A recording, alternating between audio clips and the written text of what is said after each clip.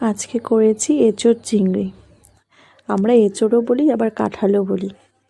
তাহলে চলো, দেখো বাজার থেকে চিংড়ি মাছ নিয়ে চলে এসেছে। এবার মাছগুলো ভালো করে বেছে ধুয়ে নেব।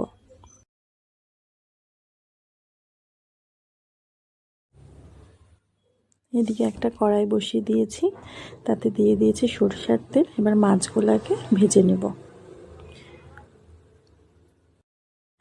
আর কাঁঠালটা কাটার সময় না তোমাদের ভিডিওটা করা হয়নি, কাঁঠালটাও কিন্তু কেটে নিয়েছি আমি।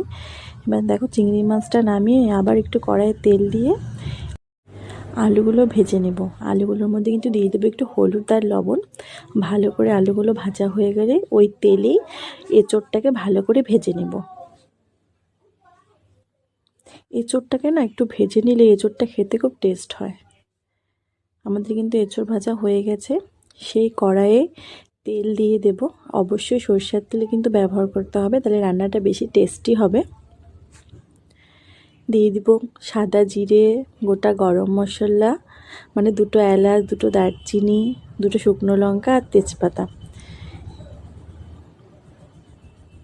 একটু ফোড়নটাই নাড়াচাড়া করে দিয়ে দিব কুচি করা পেঁয়াজ।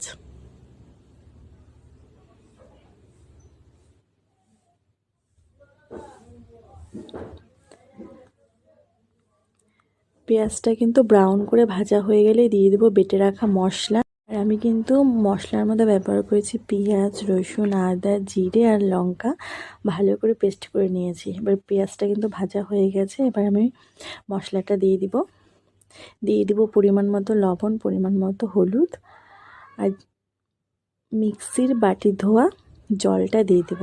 ভালো করে মশলাটাকে কষাতে হবে।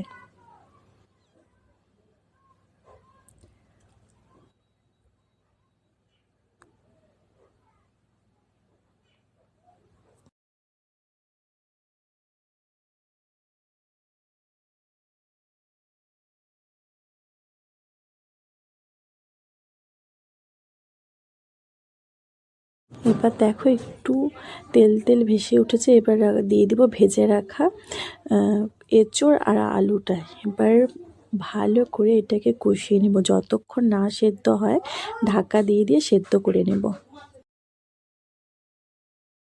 আর মাঝে মাঝে কিন্তু একটু নাড়াচাড়া করতে হবে, নাহলে লেগে যাবে।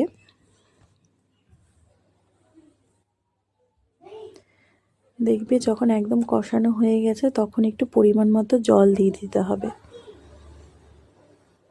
দেখো জলটা একটু ফুটে এসেছে। এবার ভাজা চিংড়ি মাছগুলো উপর দিয়ে ছড়িয়ে দিব।